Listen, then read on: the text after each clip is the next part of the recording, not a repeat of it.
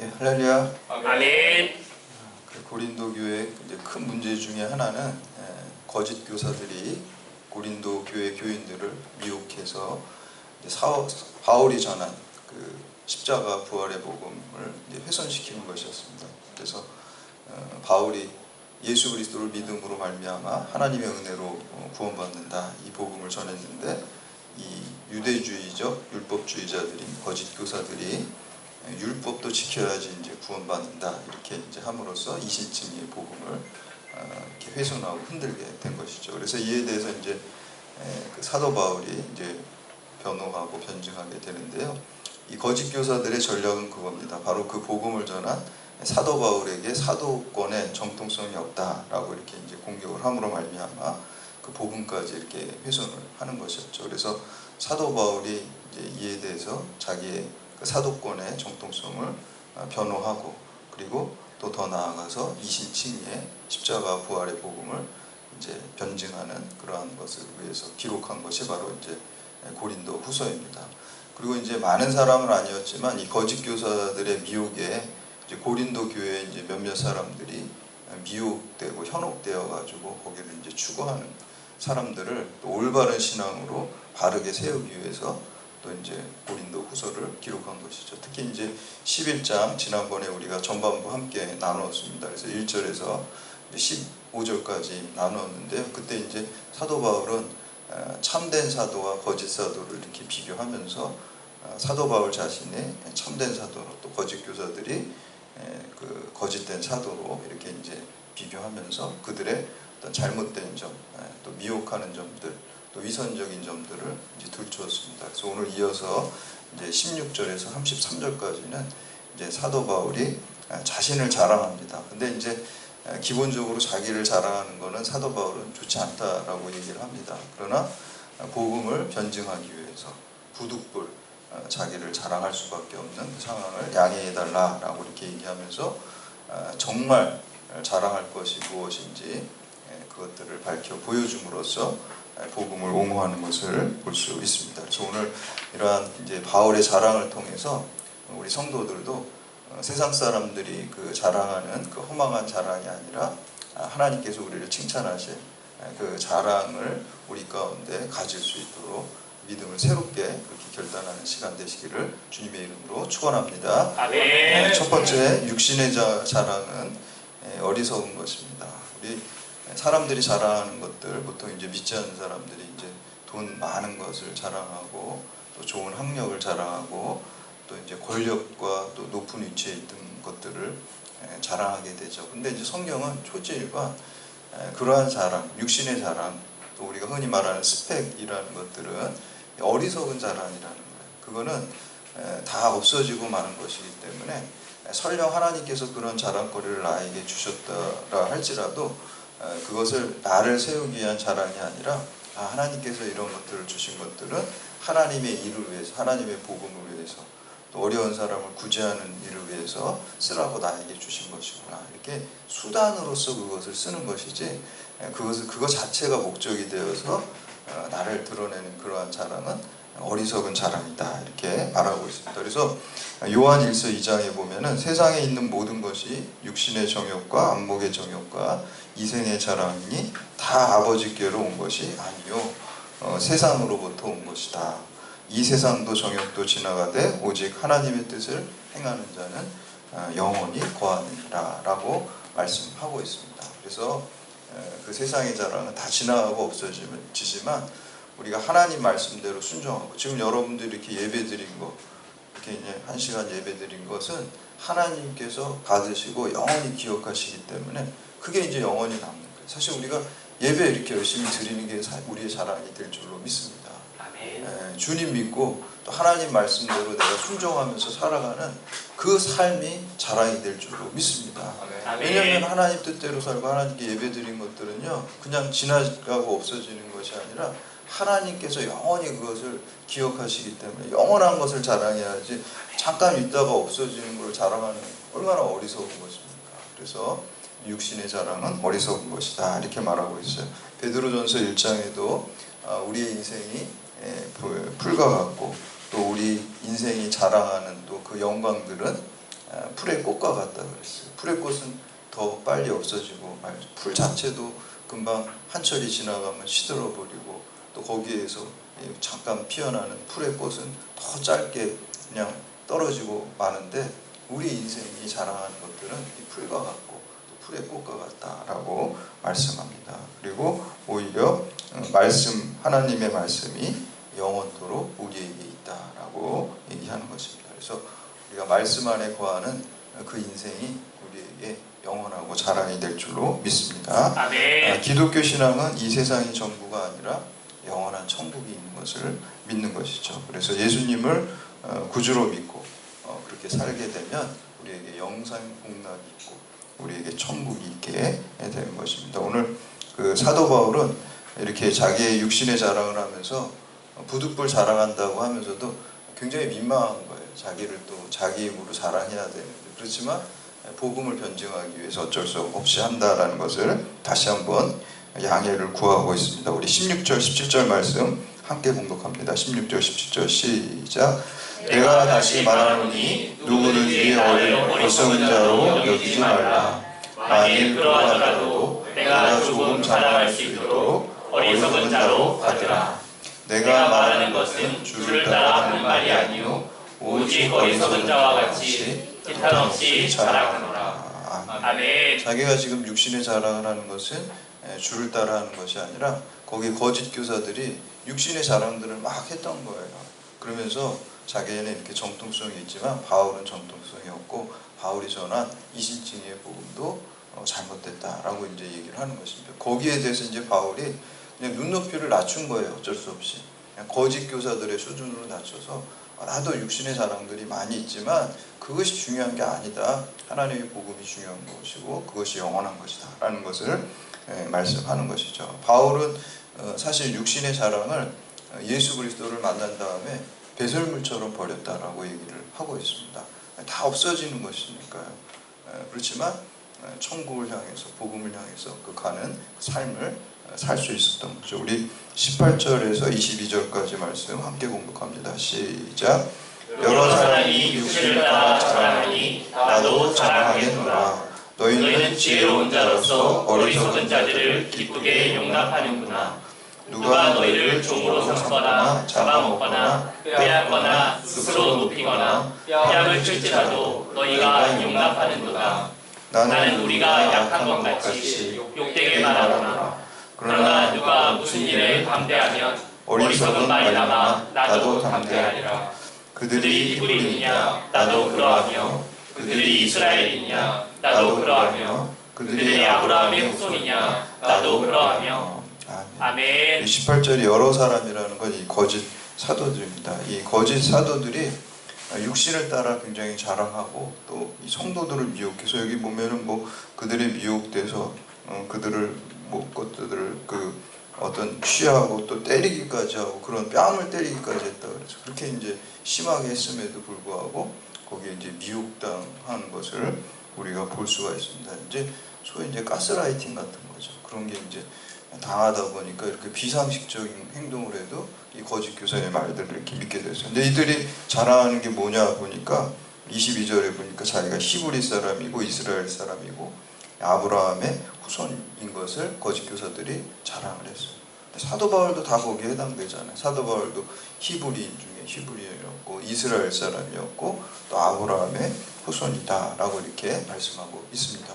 히브리라는 것은 이제 원래 히브리어 중에 이불이라는 말에서 나온 그 말이거든요. 그래서 건너편, 저편이라는 뜻이에요. 그래서 원래 그 아브라함이 가나안 이스라엘에서 살지 않았었죠. 원래 그 갈대아우르에서 지금의 이제 이라크 지역이죠. 거기에서 이제 유프라데스강을 건너서 하란에 이제 터키 지역에 있다가 이제 가나안 이스라엘로 이렇게 들어오게 되죠. 그래서 아브라함이 이제 가나안 땅에 이스라엘로 들어오게 된 것은 저 강 건너 유프라데스 강 저 건너에서 건너온 사람이다. 이불이다. 건너온 사람. 강을 건너서 온 사람이 아브라함이고 그게 이제 히브리 사람. 그래서 이제 히브리 족속이 이제 아브라함의 후손들이 이제 히브리 족속이 되었습니다. 근데 왜 이 사람들이 그거를 자랑하냐면요. 선민이라는 거예요. 하나님이 이렇게 우리를 특별히 아브라함을 불렀잖아요. 불러서 강 건너에서 이쪽으로 약속의 땅으로 오게 했잖아요. 그래서 자기네들이 선택받은 민족이라는 그 자부심이 강했어요. 그래서 내가 히브리 사람이고 또 이스라엘 사람이고 또 아브라함의 후손이라는 그 혈통이 굉장히 그 프라이드였고 자랑이었어요. 육신적인 자랑이죠. 그래서 본인도 이렇게 자랑할 것이 많다. 나도 히브리 사람, 이스라엘 사람, 아브라함 후손이다. 더 많죠. 사실 우리가 빌립보서 3장에 보면은 본인이 사도 바울이 8일 만에 할례 받은 것도 자랑이에요. 할례도. 날 때부터 그냥 자기는 할례 받은 사람이라는 것도 자랑했고 가말리알 문화에서 배웠다.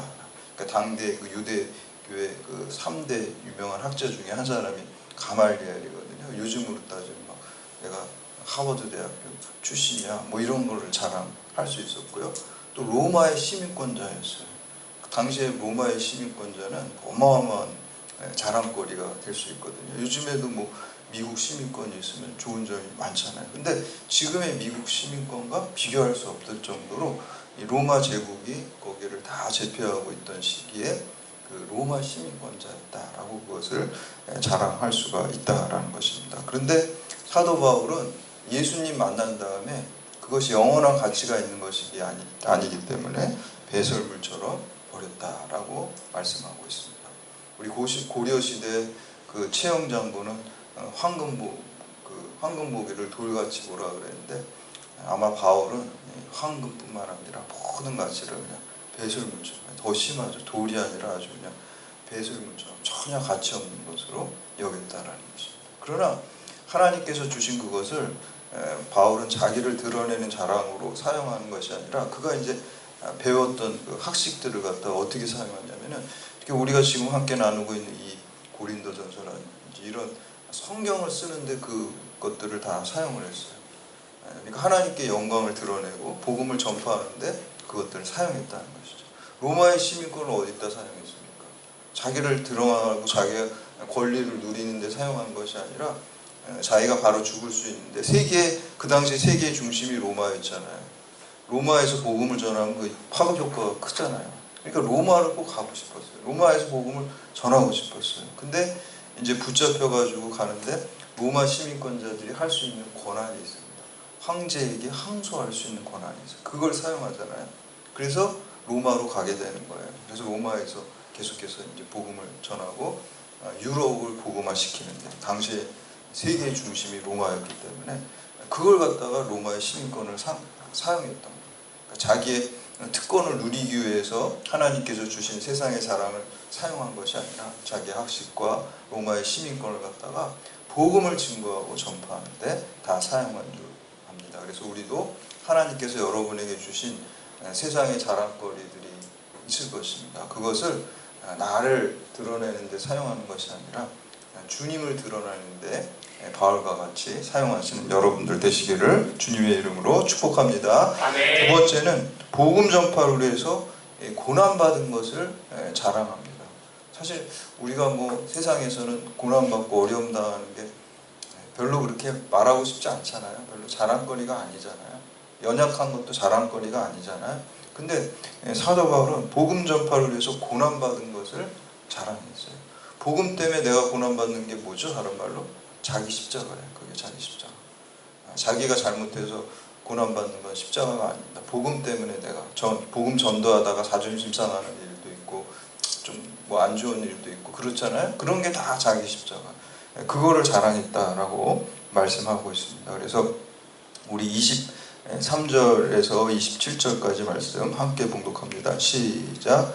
그들이 그리스도의 일꾼이냐 정신없이 말을 하거니와 나도 그러하도다. 내가 수고를 넘치도록 하고 옥에 갇히기도 더 많이 하고 외도 수없이 받고 여러 번 죽을 뻔하였으니 유대인들에게 40에서 하나 감한 배를 5번 맞았으며 3번 퇴장으로 맞고 1번 돌로 맞고 3번 파선하고 일주일을 깊은 바다에서 지냈으며 여러 번 여행하면서 강의 위험과 강도의 위험과 동족의 위험과 이방인의 위험과 신의 위험과 광야의 위험과 바다의 위험과 거짓 총재 중에 위험을 당하고 또 수고하며 애쓰고 여러 번 자지 못하고 줄이며 목마르고 여러 번 굶고 춥고 헐벗었노라. 아멘. 바울은 자기 학력도 있고 또 가문도 좋고 그러니까 기득권 누리면서 떡덩거리면서 살 수 있는 조건이 다 있는 사람이었어요.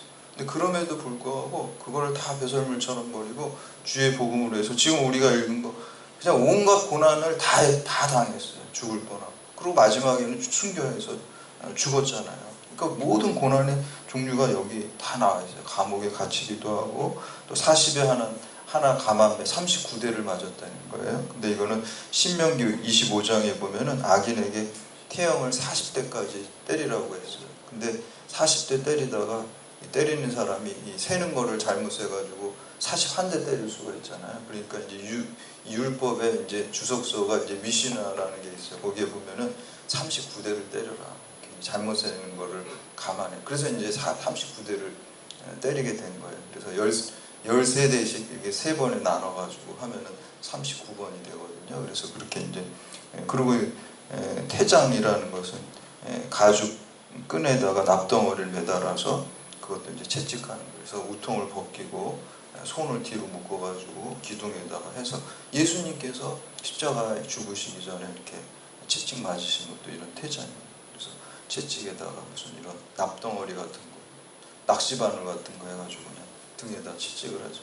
그러다가 죽기도 많이 했어요. 근데 그런 것들을 사도 바울은 다 맞았다 그러고 파선도 되고 또 강의 위험, 또 돌로 치는 위험. 그래서 루스드라에서 그 히브리 사람들은 돌로 쳐서 죽이잖아요. 여러 사람이. 그래서 죽었는 줄 알고 갖다 버렸잖아요. 우리가 사도행전에. 그런 위험뿐만 아니라 강의 위험. 또 다리도 잘 없고 그러니까 강을 건너가다 물이 불어나면 거기 강에 빠져 죽기도 하고요. 그리고 강도. 그때 당시에 뭐 치안이 별로 좋지가 않았겠죠. 그러면은 다니다가 강도의 위험도 있었고요. 동족의 위험. 그리고 동족이 이제 40명이 그랬잖아요. 이 바울 죽이기 전에 우리가 밥도 안 먹고 물도 안 먹겠다. 뭐 이런 사람들이 있었잖아요. 유대인들 중에. 그런 동족의 또 이방인의 위험. 고린도 교회에서 그 어려움 당하는 게 이방인들을 통해서 어려움 당하는 거잖아요. 고린도 교회인들. 그리고 시내의 위험. 도시에서 있는 위험. 광야의 위험. 바다의 위험. 거짓 청제 중의 위험. 아마 오늘 그 고린도 교회에서 위험 당하고 있는 것들이 거짓 교사들에 의한 그런 모든 위험들을 다 당했다라고 말씀하고 있습니다.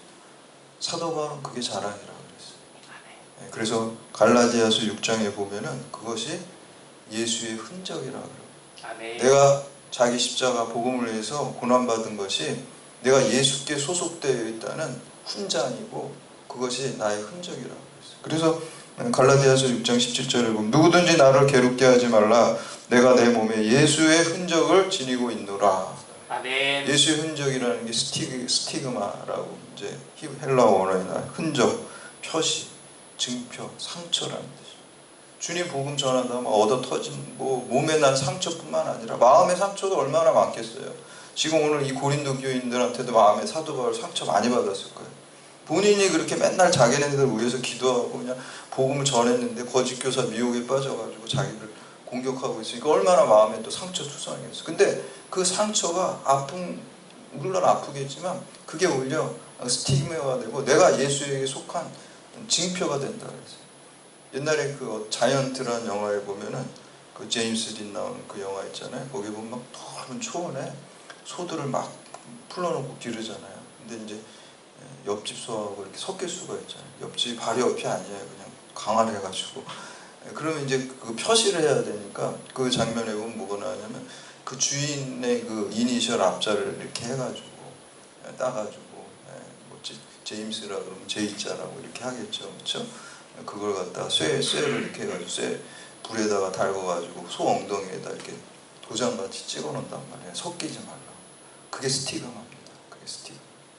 우리가 주를 위해서 어려움 당하고 고난 당한 그것이 스티그마가 되고 내가 예수에게 속한 징표, 내 소속이 되고 그것이 훈장이 될 줄로 믿습니다. 그래서 세르반테스가 그런 얘기를 하죠. 전쟁에서의 상처는 그것이 훈장이다라고 그랬어요. 고 김선도 감독님 책에 보면은 상처가 영광이 되게 하라, 그런 책이 있어요. 주님 복음 전하다가 받은 상처들, 마음의 상처들, 육체의 상처들, 그것이 다 하나님 영원히 기억하는 자랑이 되고 흔적이 되고 스티그마가 되고 영광이 될 줄로 믿습니다. 아멘. 마지막으로 세 번째, 나의 약함을 자랑하라 라고 했습니다. 성경에 보면 하나님의 크게 쓰임받은 사람은 다 약함을 자랑했어요. 아브라함도 부족함이 있기 때문에 아들이 없었잖아요. 자식이 못 낳았잖아요. 그 부족함이 있기 때문에 하나님을 의지했단 말이에요. 다윗도 그렇고요. 다윗도 사실은 막 쫓겨다녔잖아요. 그 부족한 가운데서 시편의 아름다운 시들을 짓고 하나님 의지하는 사람으로 그가 10년 동안 그 어려움 당한 속에서 하나님의 사람으로 바뀌었습니다. 그것처럼 바울도 마찬가지입니다. 그래서 우리가 다음 시간에 나누겠지만 내 약한 것들에 대해서 자랑하니 그리스도의 능력이 내게 머물게 함이라. 우리가 다음 시간에 이제 그 말씀 함께 나눌 텐데, 자기의 약함이 있기 때문에, 우리에게 부족함이 있기 때문에 부족함이 없는 하나님의 은혜를 잊게 될 줄로 믿습니다. 아멘. 우리에게 사도 바울이 죄가 많은 곳에 은혜가 많다 그랬어요. 그러면 은혜 받기 위해서 죄를 많이 짓자, 이게 아니라는 거예요. 우리 죄의 의식, 내가 죄인이라는 그 의식이 많은 사람에게 하나님의 은혜가 더 크게 임하게 될 줄로 믿습니다. 아멘. 바울이 제일 많은 사람. 바울은 자기가 죄인 중에 괴수라 그랬어요. 그러니까 자기의 죄의 의식이 많으니까 내가 죄인이구나, 이거는 내가 하나님 은혜 없이는 내가 살 수가 없구나. 그래서 자기의 죄인임을 깨닫고 자기가 부족함을 더 깨달은 사람은 하나님 붙들을 수밖에 없어요. 하나님 은혜를 붙잡을 수밖에 없어요. 그런 사람에게 하나님 은혜가 더 많이 임하게 될 줄로 믿습니다. 아멘. 그래서 나의 약함, 나의 부족함이 주님께서 나를 통해서 강하게 일하시는 능력과 자랑이 될 줄로 믿습니다. 아멘. 오늘 바울과 같은 이러한 자랑을 하시고 또 주님의 더 큰 은혜를 입는 여러분들 다 되시기를 주님의 이름으로 축원합니다. 아멘.